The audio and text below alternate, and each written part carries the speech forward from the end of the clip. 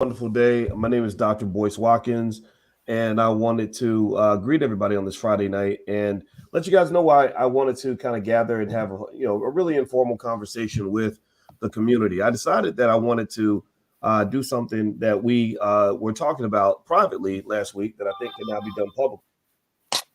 Oh, there we go. I don't know. My camera went off. I don't know why. Let me hit this button. There we go. I'm back. I don't know why that happened. It just happens randomly. And I said, the sister Tana, one of the individuals that's here with us tonight, said that that she thought that we should have a black think tank. And I said, okay, well, you know what? Why don't we just create one? Why don't we just get together as black people and have a conversation about some important issues? And I want to invite everybody in the chat. If you have maybe a one sentence statement, one sentence idea, one sentence concept that you'd like for me to share on screen, I'll try to grab some. And as we get started, though, everybody hit the thumbs up button, thumbs up, share, subscribe, everything else. And let's just jump right into this. So I'll get to each of my guests one by one, but I want to ask you all about this topic. Did anybody hear that California was talking about paying reparations? Like a lot of money for reparations. Anybody hear about that? DJ, you shaking your head? Okay, so DJ Sessions, what's the name of your company, DJ? Sessions and Associates. So DJ Sessions, the CEO and founder of Sessions and Associates, and you do mostly things related to financial advising and financial literacy, things like that, correct? Yes, sir. Yep, absolutely. Okay, so let me just tell you, DJ, I saw that California was talking about, really paying like a significant amount of money, like to the point where I said, okay, if I lived in California, I would vote for this governor because the number was a nice number. It was like almost $250,000 per person. Now it contains some of the typical stuff, like I think free college tuition, stuff like that, which I don't know if that counts as much as so much as reparations payment. But they did talk about supporting people buy homes and really doing a calculation of what is actually owed. What do you think about that? What are your thoughts on that? That's a good question. I'm okay with a coordinated effort where if you're paying off debt, you're including land and cash payments, essentially helping the net worth of our people. I'm okay with that. I think if you just do blanket checks, maybe there's going to be an argument for that. But if you have some people who did try to uplift themselves and incurred some debt for that, and then okay, we're going to pay off debt. We're going to also give you some cash, and we're also going to give you some land. I'm okay with that. Okay. So cash and land and stuff like that. Does anybody else have a thought on that? Kimberly Fowler, it seemed like you had something to say about that. Now you're in the business of tax preparation, right? Now, what is the name of your company? It's called Tax Pro Software Solutions, and I teach other tax professionals how to start their tax business. Okay, and actually, I'm speaking at your conference tomorrow. Yeah, the Sales Accelerator. Sometimes my brain it compartmentalizes so much that literally something inside me said, "Hey, idiot Boyce, like you're going to be speaking at our conference tomorrow." That's Kimberly Fowler on the file. Oh, okay. So Kim, as an expert in taxation and finances and things like that, what are your thoughts? When you sort of hear about this sort of initiative, I was actually pretty enthusiastic about it. Yeah, I was too, and the amount was actually blew me away. I didn't think it would be 220. It was actually 223,000, I believe. So almost, a quarter of. So I feel like I support what they're doing. My concern is, and what I feel like is the challenge. Like anytime there is a significant amount of money that is given to the public and they don't have the financial literacy behind it, it's just what's the purpose? Like we can say all day, hey, you need to allocate it here to housing, to mortgages, to land, give people cash. But if they don't know they don't have a strategy behind, what to do with this money, then what is gonna be the real effect? Mm-hmm. Yeah, I think that is interesting. So, I think that the financial literacy component, like we as a community, if we are going to come into that kind of wealth, you got to know how to manage it or it'll be gone right away. Right. A lot of I don't know if anybody knows this, but a lot of lottery winners go broke. Because it's your habits that determine where you're going to end up financially, not where you start. It's, it's like if you and I are racing in the 100-meter dash and I get a head start, but I start running backward, then you're eventually going to win that race. Or if I sit still or run sideways or whatever. So we have to kind of get out of this idea that is solely, what you started with. It makes a difference where you are economically. It's what you do with what you have. In fact, there's a million examples of people who started with nothing who ended up very wealthy because when they got an opportunity, they took it. When they got a nickel, they kept it. When they had a chance to invest, they did it. When they were allowed to make sacrifices, they made those sacrifices. So, let me our other guests. Let me pull this up so I can see your name. Okay, so Eric Davis, what are your thoughts, man? You're a student in the Black Business School, I know, and I know that you're 100% B1. And I know that you're a guy, you're a entrepreneur. I know that you're working to develop business, stuff like that. What would you do if the government, gave a reparations check, and said, okay, here's $250,000, good luck. Well, I would. It's untaxable. That's the first thing I would want to know. If I'm getting the whole check, that's first. After that. I would split it into thirds. I would invest a third. I would maneuver for land and housing on the second third, and then the last I would try to, make more money by getting my business up and running fully. Okay. Well, I like that. When I was reading about the California reparations bill, Tana, I noticed that they were speaking about they had a lot of details in here. They had a reparations task force, which was a 9-member panel appointed by Governor Gavin Newsom. They projected that the Black state residents could be eligible for as much as $223,000 per person, and they really talked specifically about housing discrimination. They said the number derives from the housing wealth gap Black Californians have allegedly experienced as a result of discriminatory policies in place between 1933 and 1977. As we fix the feedback, I don't know what Tana, can you hear me? Yes, I can hear you. Okay. So, looks like Tana's having trouble with a microphone. Hey, Tana, I'm gonna pull you off screen for a second, Tana, until you fix your mic and fix your camera. And when I see it fixed, I'll bring you back in. So I'm gonna read a little bit more. They said the task force estimated that the policies cost Black residents $5,000 per year. The task force passed a motion in March outlining eligibility based on an individual being an African American descendant of a chattel enslaved person or the descendant of a free Black person living in the U.S. prior to the end of the 19th century. I thought that was pretty specific. I thought they did a really good job, of making sure that it wasn't, watered down for everybody. Tana, now I see you got the mic fixed and everything. What do you think about that? I was pretty impressed. They really limited it to descendants of slavery. It seems they really were very specific. They didn't try to do, I don't know if y'all saw it in Rhode Island, they had a reparations plan. They said that white people could apply if they were poor enough. And so it's kind of a joke. What do you think about just all this, Tana? Well, from what I heard, I think that it's a good thing. It's what we've been asking for eons. And it is about time. And California has always been kind of a testing place. If they're going to do something, they usually will try it in California.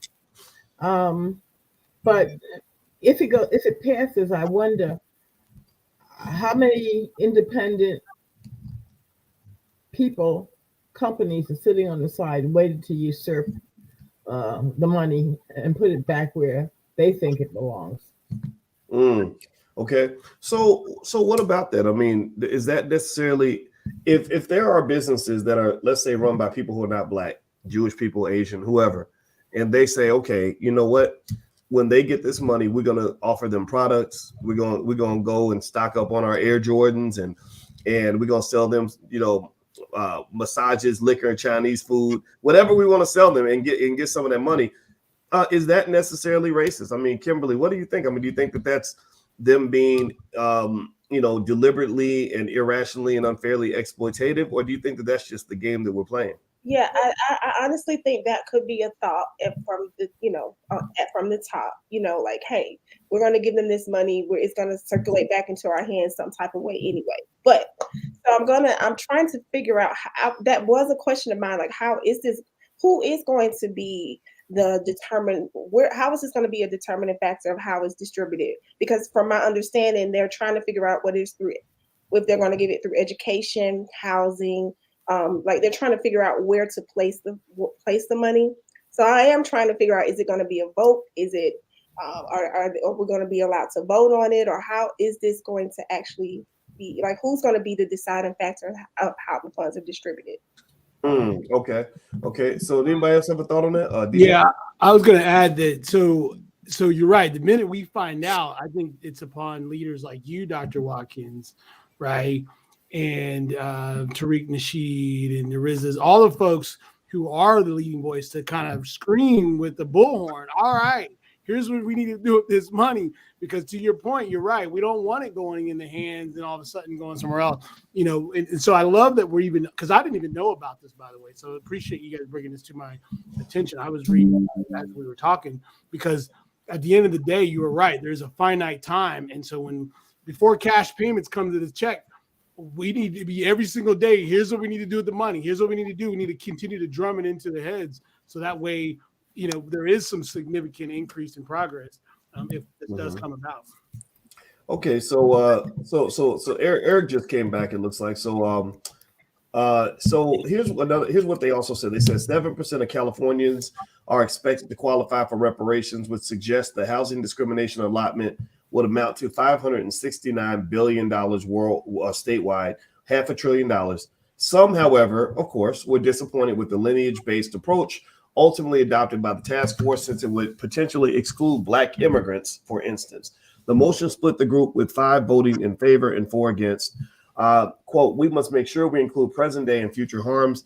The system that folks are advocating for here, where we splice things up, where only the small slice benefits, will not abate the harms of racism. Task member Lisa Holder told Cal Matters. So it looks like there are people who feel that immigrants should be included in the reparations argument. Now, I don't know if my opinion is already out there enough, but I'm thinking about slavery, and I think we fix that first, and then if there's other harms done to other people, we address that separately. But I don't like, Eric, I don't like them bundling everything together. It kind of makes me a little bit uncomfortable. What do you think?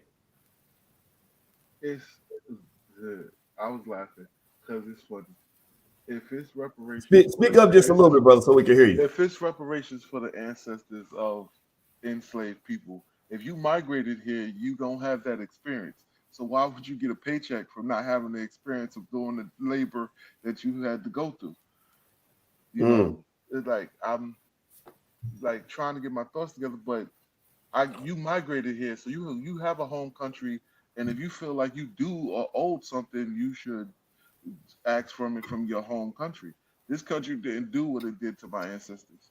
It did to your ancestors. Like, you got the chance to get a free pass, migrate here, open up shops, go to school, this, that, and the third. They already have allotted money for immigration already set out.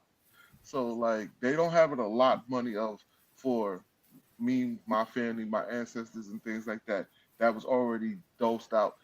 Even though they said they was going to do it, almost 200 years ago? Like, there's no 40 acres in a mule that we all have. Because we wouldn't be having this discussion that we have 40 acres in a mule already.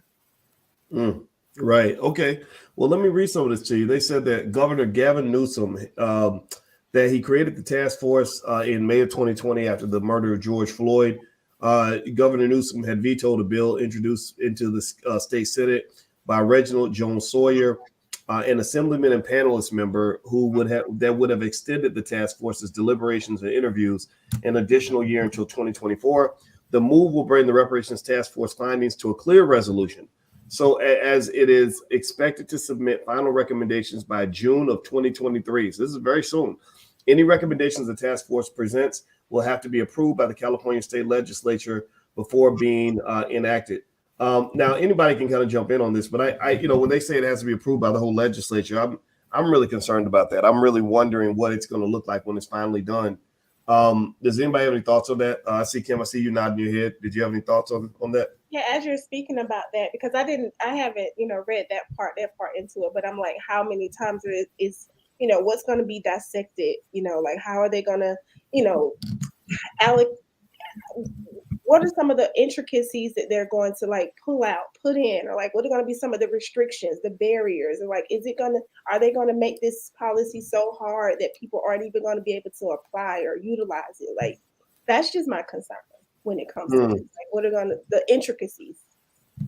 Okay, well, let me ask you this. I'm gonna go back to you, Coach Fowler. So let's talk about your conference this weekend. You're doing something called the Sales Accelerator. Yes. And it's going to be December 3rd. It's right here in Georgia, right outside of Atlanta. And I am actually going to attend. And if anybody's interested, they can go to CoachKimberlyFowler.com, FOWLER. I'll put the URL on the screen.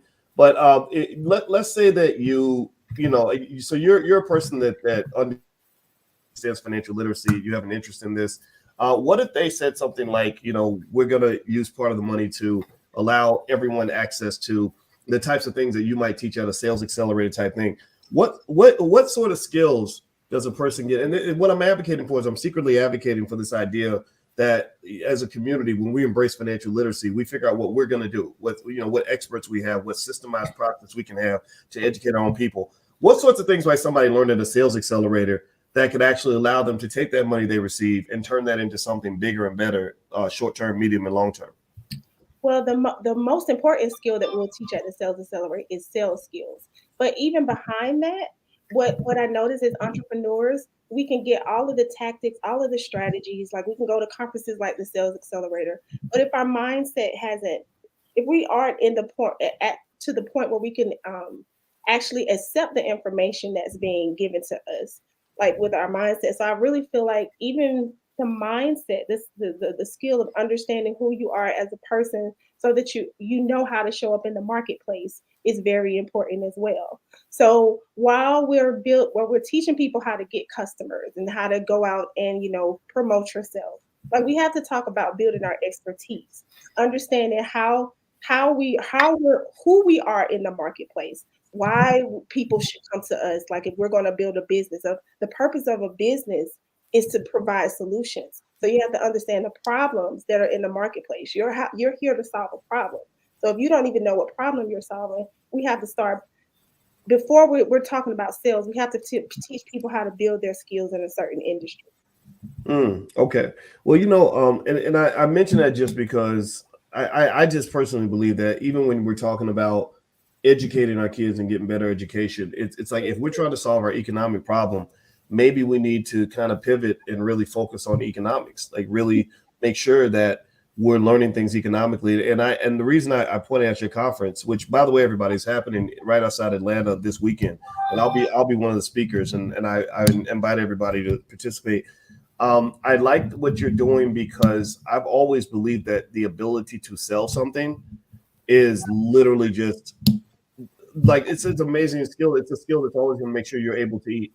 Right. The ability to sell that product develop the product and sell it is filling in that gap, because a lot of us don't know anything about that. We just making money is like a black box. We're like, okay, if I fill out this job application and hand it to this corporation, they'll give me a job making some product that they're out selling. Right. So they go sell the product. They make $1,000. They pay me $30, whatever they pay me to make it. And then they just get all the profits. And I just really think that, that the ability to sell is just one of those fundamental skills that I think our people should know. When I was in China, for example, most of the entrepreneurs, I saw thousands of entrepreneurs when I was in China. Almost none of them went to college. None of them went to business school, but they knew how to sell their butts off. Yeah. And they were making money because of that. Yeah, that's a high income skill, like hands down. Sales is a high income skill. Yeah. When I talk to my kids are one of them just finished college, and we were talking about careers and all that. And I said, hey man, I'm not going to really tell you about filling out job applications, because if you really want to make money quickly, learn how to sell something. Mm-hmm. Like you learn how to sell something, if that thing is $100, you sell 10 units, you make $1,000 that day, you can go back to bed. So it's just this myth that we think, okay, I got to work my butt off in order to go make some money. Yeah, you got to work. You got to work to get the skill. But once you get the skill, you can live off that for the rest of your life. So thank you for that, Coach Fowler. So let me, okay, bro, DJ, I was going to add to that. I just learned that the root word of sales is serve. Serve, yes. And I think that people, when they learn how to serve others, if you have the mindset of I'm going to serve others, then the sales are going to come, right? And so you go back to that mindset. It is all about the mindset, and you'll develop it and you'll get better over time. But I just want to kind of throw that out there when you're talking about sales. Man, I think that is so great. What you said was really hit the nail on the head, DJ, because I had a problem that I don't talk about much, but I had a real problem. I'm going to confess it now. For years, and I'm talking about maybe, I don't know. Let's say I started doing this internet, anything on the internet, maybe 07. That's when I created my first YouTube channel. And then I started building up the following. I was writing on AOL Black Voices. People signed up on my email list. And for years, we had a big problem that we had this growing audience, and we didn't have the revenue to pay our team members and stuff like that. And the barrier that I had was, I said, gosh, I don't want to go selling people stuff. I don't want to make them feel like I'm taking their money. That ain't right. And I remember I talked to some people, one guy, Lamar Tyler, who's a good friend of mine, and some others. And it got me to sort of rethink what selling was. And I said, wait a minute, if I give you something that you need, then I don't really have to sell at all. I just have to make sure I understand and care about you enough to figure out, well, what do you need? Like if you're thirsty and I offer you a glass of water, I don't really have to sell the water. I mean, maybe a little bit, but for the most part, you're going to want to give me money to buy that water. So I figured it out. So I told my son, I said, just find thirsty people, offer them water, and then the money will take care of itself. Money follows the value. And I'm in Lamar Tyler's mastermind too. Traffic sales. Yeah, Lamar. I love that guy. He's so good at what he does, and he's been a friend for a long time. So shout out to Lamar Tyler. By the way, everybody, if you could please hit the thumbs up button, thumbs up, share, subscribe. We're kind of having a black think tank. We're kind of talking about some things going on in the community and just coming up with our own solutions. So actually, if you have something you'd like to share, I'm going to keep checking the chat, and I'll try to share some comments as time goes on. And CoachKimberlyFowler.com is where you can go if you'd like to join Kimberly's conference this weekend. It's called the Sales Accelerator. It's right outside of Atlanta. What city is it in? Exactly. Is it right next to Six Flags? Right next to Six Flags. Okay. So feel free to join that conference. I'm going to be one of the speakers, and a lot of great people will be there. So let me go back. Okay. So Tana, is it Tana or Tana? Tana. Okay. So Tana. Okay. Because I said Tana and I thought I was saying it wrong. I said, boy, she should have said Tana. So Tana, give me some thoughts on all this. Now you're a history buff, right? Is that correct? Or well read? I see all the books behind you. Are you well read? Are you really that well read? Or are you just pretending? I'm a nerd. I have 3 televisions sitting on the side to sell since 2018. I haven't bothered. I don't do TV. I do a little YouTube, but I do a lot of research. I'm a nosy person. And the research that I do is based on my Black people. What are they trying to do to harm us, kick our feet from under us, and so forth? I find out a lot of things, but there's no one to share it with. So so share it with us. Share one interesting fact that you found in your research that you think every Black person needs to know. Okay. The one that I think would be most prominent is that what happened in Michigan with the water was not an accident. It was intentional. It wanted to see what the national, international, and United States would cry about it. Go berserk about it, do something about it. Yeah. And when they saw it was like milk toast, nobody really gave a squat. They thought, well, we can do more.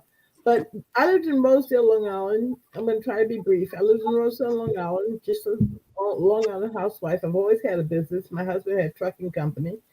And one day while I was sitting on my porch smoking a cigarette, I've been smoking in the house, a street sweeper came down the block. Everybody knows what a street sweeper looks like, right? Okay. So as it was coming down the block, for some strange reason, there was an odor, a most horrific odor. So I'm nosy. I'm nosy. So I got up and I went to the curb and I saw this sort of green, looked a lot like, I want to say, uh, fluid from that you would put in your transmission, greenish, bluish kind of stuff was flowing down the street. So I'm thinking, well, street sweepers pick up. Why is something coming out of this machine and going down? And it stinks. So I started running along the guy who happened to have a mask on that looked very much like a gas mask. So I'm thinking, what the hell's going on here? So I stopped him and he was dumb enough to stop. And I said, what are you doing? He said, well, be honest with you. He says, I'm from New Jersey. They just shut down Fort Dix because of carcinogen drums. These drums were supposed to go to North Carolina. We're getting $75 a barrel. Listen to me. To take them to North Carolina and bury them 6 feet deep in any lot we can find or any spot we can find cheap and just bury it because it has a 40-year shelf life. The guy was just honest. So I took his license plate down and I said, it's carcinogenic, right? He says, absolutely. I thought, well, why are you doing it? He says, I got to make a living. I said, well, why our neighborhood? He said, that's obvious. So I took it down. And this is the thing. I had a license plate book. Back then you could do it. License plates had a code. And so I looked, and sure enough, it came from New Jersey. I wrote to, I don't know if it was, I want to say John Lindsay or A. Beam, but whatever it was, I started on the carbon paper typewriter. Remember, we ain't got, computers. I'm on my typewriter and I'm sending letters out everywhere. I made flyers. I walked around the neighbor knocking on the door saying, you got to check your water, because we had a problem on our side of the street where when it rained, it came down into our basement. A lot of us had sump pumps. So this is not a good thing. Well, I've been studying Rosedale, and I moved. I immediately sold my house. I sold it to the woman a young girl that owned Hartford Insurance with the deal with the antlers insurance. Mm-hmm. Yeah. I didn't tell her Jack. Her name was Ginsburg. I'm so sorry about that. But anyway, I moved immediately. I just moved. I had 2 kids at the time. This was around 1970, between 1971 and 73. Nobody from the city of New York ever responded to me. The people in my neighborhood and so forth, I don't know what the maneuvers were, as far as, because we can't suck it up. We can't. And by the way, at the corner, there was a dip where all 4 corners met, and we had to actually walk through that water or walk up the block and go around it. So it was very, very dangerous. And I was following Rosedale, and we had that place was cancer-ridden for years, and even to this day. I find articles in the paper cutting out saying babies are miscarried, women have cancer, men have cancer. The death rate is amazing. It was horrible. This is like Springfield, Rosedale, New York.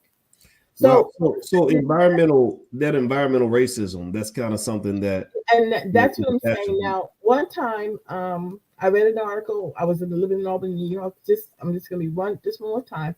I was living in Albany, New York, and I read a lot. Like I said, any paper I can find. People used to joke and say I read matchbook covers. And I read this article about them trying to clean up the Hudson River, because the Hudson River was used as a dump site for a lot of toxins.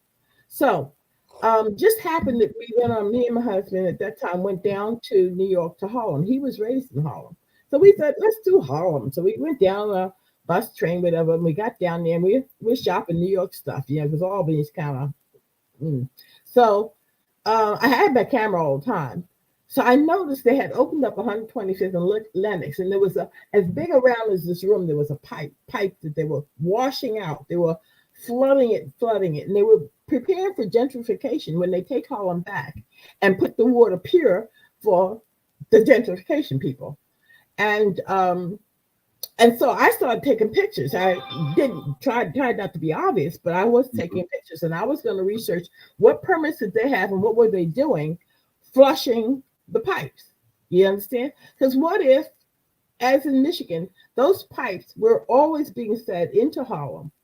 My husband's father died of cancer. With a lot of cancer, a lot of chemicals in there, not just the fluid from Hudson, but things that would make you listless angry, hostile, mental illness, alcoholism, go to drugs because you don't know what's messing with you, something's messing with you.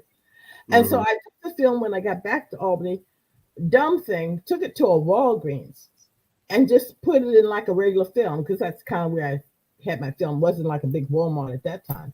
And when I went to pick the film up, the pictures up. First of all, they didn't call me. It was odd because I had a kind of thing where, because I did film a lot. So they didn't give you your pictures back?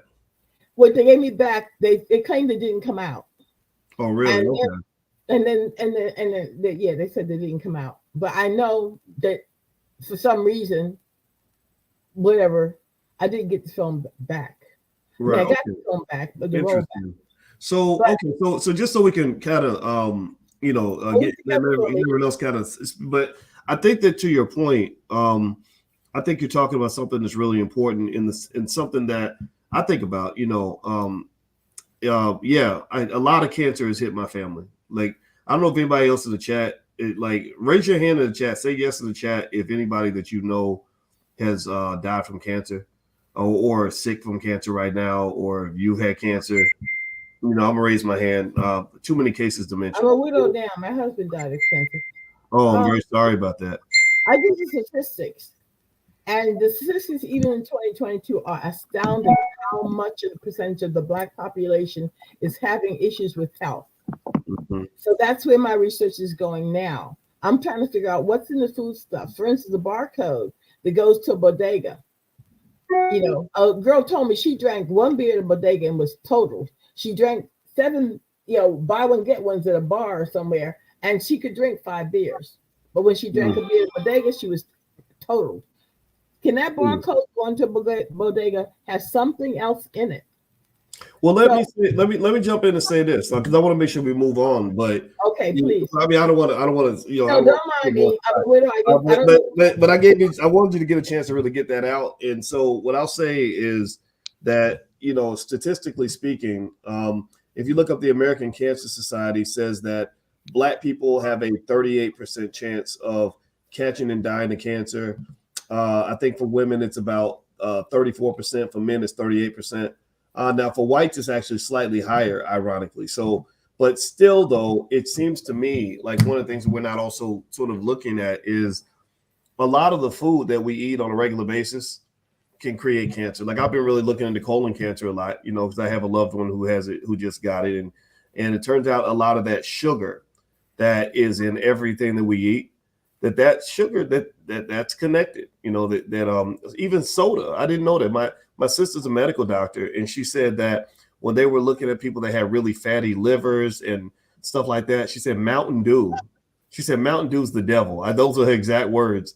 And she said that the soda just does something really bad to you, where it dramatically increases your likelihood of cancer. Dr. Charles Rogers, who's an expert on colon cancer, he teaches at a major university, and that's all he researches is Black men and colon cancer.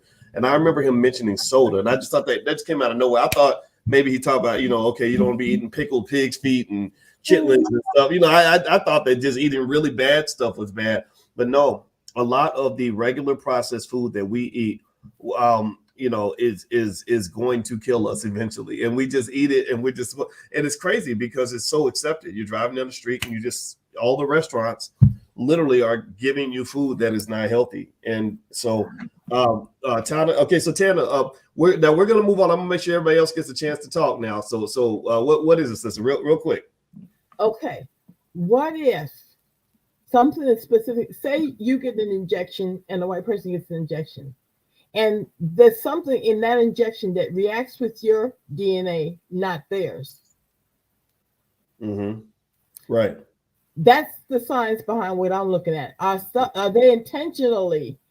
Because when I look at conspiracy theory, and statistics, the statistics are off the chart.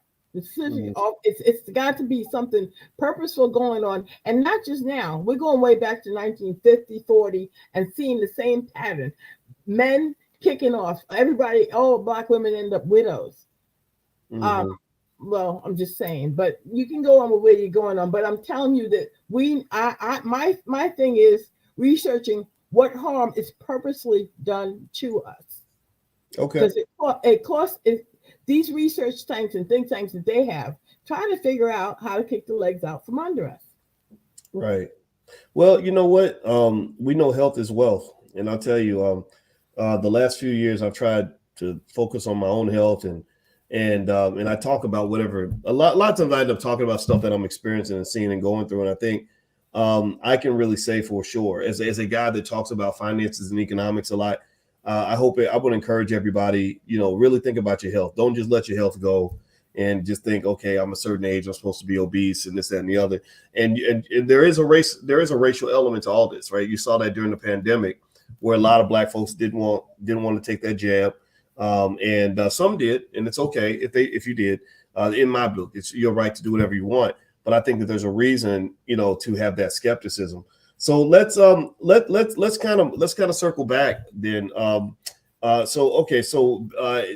my summary in my head, what I see Kimberly, you're a businesswoman. How did you become Coach Kimberly? At what point did that happen in your life? And what does that mean? And what should we take away with that?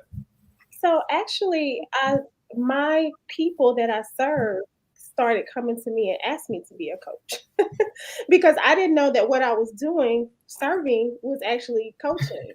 So what I was doing was, when I opened my brick and mortar business in 2014, I was looking for tax preparers to train to work as independent tax professionals rather than the H&R Block model where they just sit there and earn $9 an hour. No, I wanted, a lot more for them for that. So one of the questions that they kept asking me over and over, and that I noticed was, okay, I offered them the software, but the question was, how do I actually run this business? How do I get customers? How do I make sales? How do I prepare taxes? And those questions I kept giving free information on this. Like, I literally would do webinars all the time, giving free information. I got a coach that said, hey, did you know what you are doing is actually coaching? And I was like, no, because I was actually helping putting people into business. And at this point, people were making 5 and 6 figures. And I'm like, just off of the information I was giving them. Then I turned it into a business once I,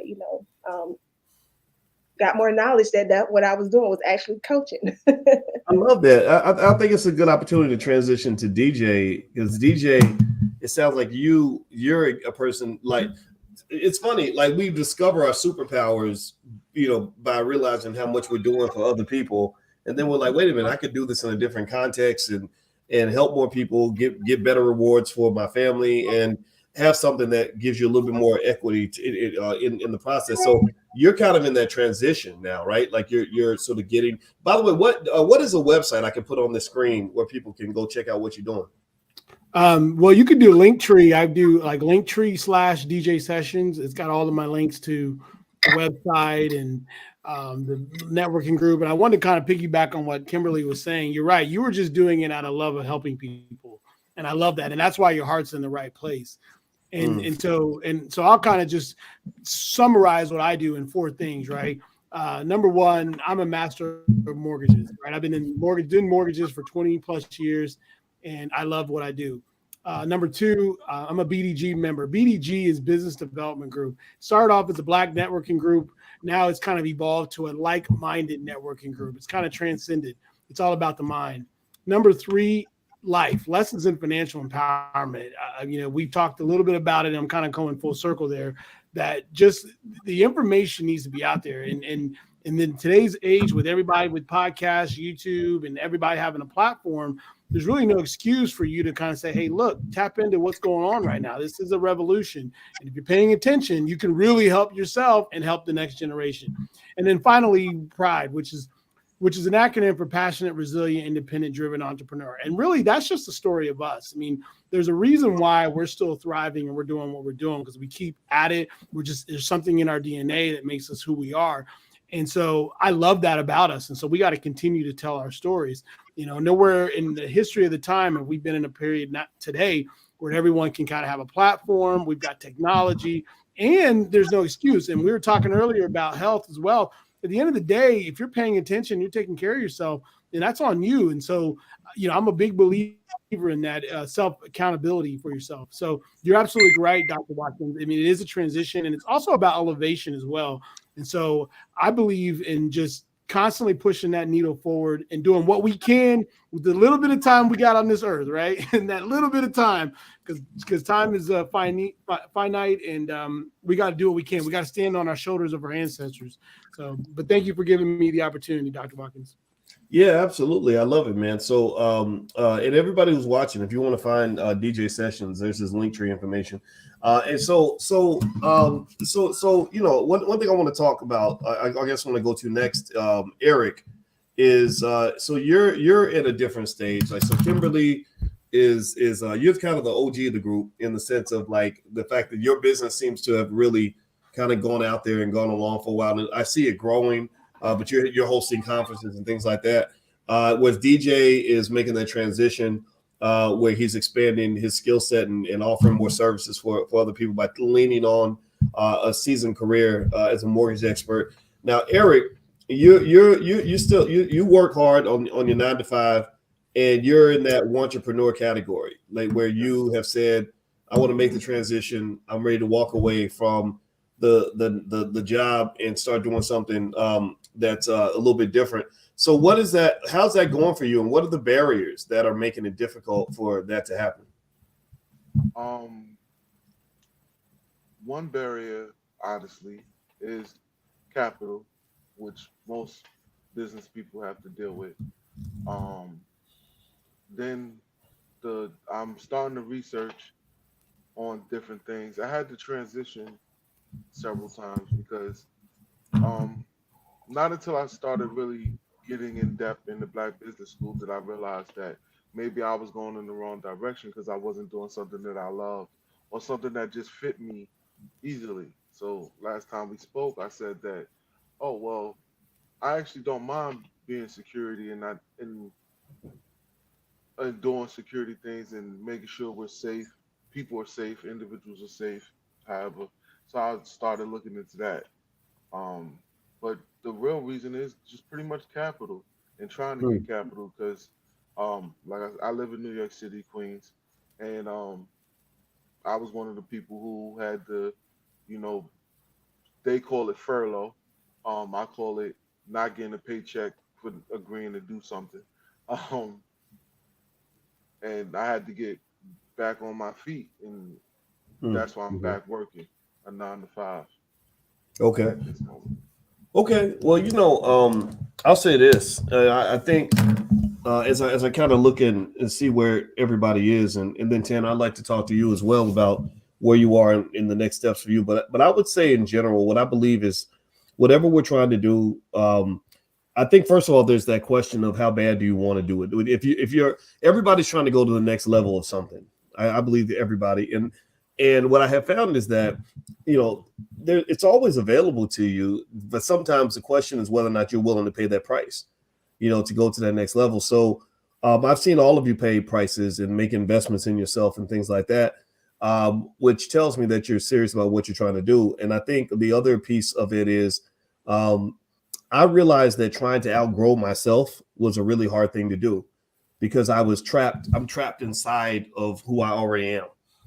So if I visualize a bigger, better version of Boyce, it's hard for me to become that guy because by leaning on my habits and just being who I am every day, this guy is not that guy, So in order for me to be that guy, I've literally got to get like stretched and yanked out of my own skin. I've got to get forced to break habits and to, do things different from the way I naturally might do them. And that's where certain types of coaching can be really beneficial. I try to get perspectives from people who think about things very differently from the way I do, because I realize I'm the liability. I'm the asset and the liability, and so I would encourage everybody to understand that it does take an open mind. I think the biggest form of capital that's really necessary, Eric, is really human capital. Like there are so many things we can all do for free that will make that first move to get us where we want to go. Even in terms of how do you think about yourself? How do you present yourself to potential clients?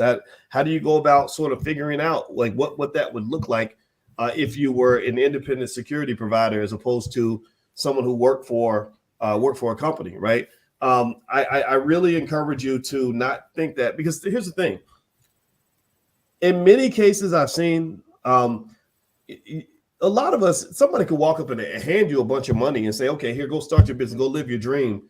And a lot of us will still be in the same place because there's so many things outside of the money that are necessary for us to really level up, So I would encourage you to sort of figure out what leveling up looks like to you and start doing that. And then the capital does actually eventually come. I do believe that there's just differences in terms of how people present themselves, how they go after opportunities, how many hours a day they spend trying to, make something happen. That all those things do matter. And I can tell you, I can spot it in a second when somebody's really on it and they're really trying to make a move versus someone who says, yeah, I want to do that. But it's almost like somebody saying, yeah, I want to run a marathon. But you say, well, how many miles have you run? Well, none. Well, that's not, that doesn't make me think that a marathon is around the corner, right? So I would encourage you to challenge yourself. Talk to people who think differently from you. Talk to people who are at that next level that you're trying to go to. Even the podcasts you listen to podcasts from people that have done the things that you're trying to do. When I was trying to become an entrepreneur, I had education, but I did not know how to run a business. I was just an employee. I started listening to podcasts with entrepreneurs, and I would hear story after story after story, so that it would force me to kind of see the world from a different set of eyes. So do that. And in fact, actually, I'll tell you another little secret. I don't, when I'm on the internet, I watch almost none of the stupid stuff on the internet, like the stuff that's online. I've had people do videos about me that got 200,000 views, and I didn't even watch the video for not 1 second because I don't care. It doesn't, whatever people say is what they're going to say. It's a waste of time. The internet is, part of the internet is just a big time waster, distractor. It limits your potential. I watch the internet for specific reasons. I'll go on the internet to find information that will make me better, help me achieve a goal. If I want to do leisure, maybe I'll watch a football game or something, because they condense the games to like 10 minutes, and I love that. I'm getting a pilot's license. I'm transforming myself into an airplane pilot. I watch 1,000 videos on airplanes and how to fly them, and so I don't, make my wife mad by crashing an airplane. And then I watch financial news, and I really encourage everybody listening to understand, the internet is a beautiful place because it has the answers to almost any question you might have. Just go in there and Google it, look it up, and don't get caught up in the immature nonsense. That's such a distraction and a waste of time. And I just don't see the value in it, to be honest with you. Maybe it makes you feel good. You're scrolling down Instagram and you see stuff that's funny and you see jokes or whatever. But for the most part, that stuff will eat away at your life. And then one day you wake up, you're 50 years old and you haven't done anything. You don't want to end up in that situation. So Tana, you're last but not least, so you are pursuing justice from an environmental standpoint. You are seeking to share knowledge, right? It seems like that's what you want to do. You want to share your ideas with the world. Is that correct? I'm a journalist. I write and I read. I'm gonna have a children's book published probably January. It's in the works. It's already prepared. I'm just tweaking it. I write children's books. Odd conspiracy theorist, and I write children's books, right? Maybe you can write children's conspiracy theory books. Go ahead. We need to have some up and coming like that. But I'm a nerd, and I've always been curious. And for some reason, I see things. I have a little bit of intuition, so I see things. Like, for instance, he wraps bears, spare rib backwards. So I'll see. I would say, what do you call them? Spelling of a word like heart. Then I'll look up heart and see how many words can I get out of heart and what is it really about. They're a nonprofit, but are they a nonprofit? Where's that money going? How much do they really give out? Like you were talking about the American Cancer Society. They're in business because cancer exists. Mm-hmm. Okay, well, you know what? I don't know. Well, you look very pretty today, and I'm wondering, have you ever thought about having a YouTube channel where you can kind of share the things that you're learning? I have a nephew who's kind of a geeky, and he's flying in here sometime in March to show me. I'm not very techy, Mm. and he's gonna probably help me build a website or something where I could share some of the things that I have that are factual and that I have receipts for. Okay, well, let me give you a tip. I would be willing to bet you that you could have a space to share your ideas and set it up in less than 10 minutes. I don't think you even need a website, not right now. But that's a big thing that a lot of us, I think, feel like we have to do. I felt that way when I first got started, like I had to have a website and this and the other. And when I first got started, people were spending $10,000, $20,000 on websites, which is crazy now. You should not do that. Really, you just need a platform. You need a space that allows you to connect the way you want to connect to who you want to connect to. So what you might want to do, my assignment for you, Tana, is go to YouTube and type in how to set up a YouTube channel. And if you already, do you have a Gmail email address? I do. That if you've got a Gmail email I address, have an email. I don't have a Gmail. oh, you do not have a Gmail. No. Okay. Well, go in. You figure out how to get into here today, and if you can't, then that's okay. I can even get Chanel to reach out to you. But I want you to see if you can set up a Gmail account, because if you get a Gmail account, you'll automatically have a YouTube channel. And then I would encourage you to just get on there, get prettied up the way you look today. You look awesome, and you have the books in the back. The book, your book. 75. What'd you say? I'm 75. Well, you look 35, and you, but black don't crack. We know that, and you've got the books behind you. That really defines your brand right there, right? Because remember, when people see you on YouTube, they're gonna look at what's around you, how you're dressed or whatever, and that's going to leave that first impression with them. So you want to make sure whatever people see on screen reflects what you want them to see. Some people they dress like bums because they want, like Sam Bankman-Fried. Y'all know who Sam Bankman-Fried is? The crypto guy that just went bankrupt and lost $25 billion. Yeah, Sam Bankman-Fried. He comes out, he's always wearing a t-shirt, his hair is everywhere, and he kind of he talks like he's some kid that just got out of college. Well, that's deliberate. He deliberately does that because he doesn't want to look like a traditional banker. Whereas, a traditional banker might dress different. He's going to wear the tie. He's going to show up looking like a DJ Sessions, right? He's going to be sharp and everything else. And then also remember that what you have behind you will say a lot about what you're all about. And that's what people pick up on. That's what they're looking at when you're talking. In between your words, they're looking at what's around you, what's behind you. Now, I will say this. I'll throw myself out there on this and say I'm not necessarily formally set up now. And the reason is because I've been doing this for such a long time that, y'all kind of know me, right? But even then, I'm not going to show up completely raggedy, right? But at the same time, after a while, you can kind of let your hair down a little bit. And that's kind of what I do. I don't have any hair, but I let it down. You do mix it up sometimes, Dr. Watkins. You'll have on your vest, and you do mix it up sometimes. So I watch you. So for your audience. Yeah. Well, that's because you don't want to make that into too much of a habit. Right. If you make it too much of a habit, then like for example, I'm a professor, and I kind of need people to remember that. Because the internet's crazy. People start talking to you like you're some idiot off the street. And I'm like, no, I have a PhD and it's very real. You can go Google that. And that. Did you have an all red day? What'd you say? Did you have an all red day? Did I have it an all red day? Yeah, a day where you wore all red. Probably.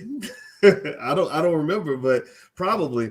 And but I really think I would encourage you not to overthink it. That's what I'd say. And I think that the internet is a great outlet. And here's the thing: you don't have to get all the people. You just got to find your people. And figure out who those people are, and then maybe you can call them out and send them signals to let them know who they are. So, for example, when I say my platform's for intelligent Black people, I'm giving out a calling card. I'm saying if you fit this category, if you're pro-Black, you care about things like Black love, Black wealth, and Black family, etc., and you think being intelligent is a good thing, then then we're each other's people. But there are some people who, may not fit the description. And so and in fact, I remember somebody, got really mad. He did a video. A video got hundreds of thousands of views, and he said he's so arrogant. He says that his platform's for intelligent Black people, and I was like, I'm not apologizing for that. No, I don't. What do you want to be ignorant? I don't want to have a platform for ignorant Black people because I don't think ignorance has helped our community one bit. So why would you promote ignorance when you should be trying to get smarter? But that's a preference, right? So ultimately, I would encourage you to figure out, like, if you're going to create a channel, create content, figure out who your people are, talk to them, be honest, add value. Like DJ said, the word sales comes from serve. So if you're serving people, then people will get to know what you are good at. And when they have a need, they will come to you. Some of them, it won't be the majority. I do business with probably 0.1% of the people that follow me. But those people are the ones who help us to pay the bills and take care of people and do what we got to do. And that's all I need, So ultimately, I would not overinvest in things like websites and URLs and all that until you specifically know that you need one. So, for example, if you get to the point where you're doing radio interviews and stuff like that, and you've got to let people know how to get in touch with you, then that's when you might get a simple URL that you can buy on GoDaddy for $10, and you make sure that it's easily spelled. A lot of people have these really long URLs. I'll give you an example. Like DJ, I think you should have something, if you could, like djsessions.com, right? Like something simple that, because I think Linktree/DJ Sessions, that, like, I'll put that on the screen so people can see it, but that's not something, like, if you're on a radio interview, nobody's gonna remember all that. You know what I mean? Right. And but CoachKimberlyFowler.com, I think that's really good. I think the only thing with Kimberly Fowler is that sometimes people might misspell it, right? So if you say it on the radio, you might say Fowler with a W, Fowler, something like that. But ultimately, it's I believe it's everything should be minimal until you know what you need, like websites and all that. That's extra stuff. And here's the other thing too. I see a lot of people create beautiful stuff that nobody sees, because I think sometimes they forget that you have to market what you have, So for example, I saw Kim. I see you are on Instagram, and I saw it looks like you're active on Instagram. I think that's really good. I think a simple rule would be that anybody who is connected with you on social media anywhere should know what you do and where you add value. So that then when they say, "Gosh, I have a tax issue," oh, Coach Kim, yeah, Coach Kim can help me. You know what I mean? Or gosh, I have this this environmental issue I want to look into. I just read this crazy article. I hope somebody talks about it. Oh, well, let me hit Tana up in her inbox and send her the article. Maybe Tana will talk about it on her podcast. Do you see? So those are just some thoughts that I have, and I encourage you, work on it every day. It's not hard. It's not easy. There were times where I've spent time doing my stuff and nobody cared, and I was writing articles and nobody read them. And so you really want to pick things that you actually love to do, that you're good at and that you actually like. And then that way, even if nobody's watching, even if nobody's paying attention, you're still enjoying what you're doing on a daily basis, even if it's not making any money yet. Does anybody have any questions before we bounce on out? No, but I was going to add to what you said. Your vibe attracts your tribe. Yeah, it does. Figure out what your vibe is. I need to talk to DJ. Okay. I'm gonna find a way to contact you. Well, in the private chat, there's a private chat over here on the right. I don't know if DJ, if you're able to, because I don't want to share it publicly. Where actually, you know what? After we get done and we finish going live, we'll just stay on and we'll share information. I don't want to put your info out there publicly. Okay. Does anybody have any questions before we get out of here? Okay. All right. Well, it's great to see all of you. And I also want to say thank you to everybody who's watching. Coach Kimberly Fowler, DJ Sessions, Eric Davis, and Miss Tana. We had a lot of fun tonight. So I'll be checking back in with you guys a little bit later. Also, I'm going to put Kimberly Fowler's email or URL up on the screen because she's hosting a great conference, the Sales Accelerator Conference, right? Outside of Atlanta. I'm going to be speaking there. So if you'd like to come by and say hi, I think that you will enjoy it and get a bang for your buck. So everybody, please have a good night. God bless you. And it was great to see you. We'll see you soon. Bye-bye. Thank you. Bye.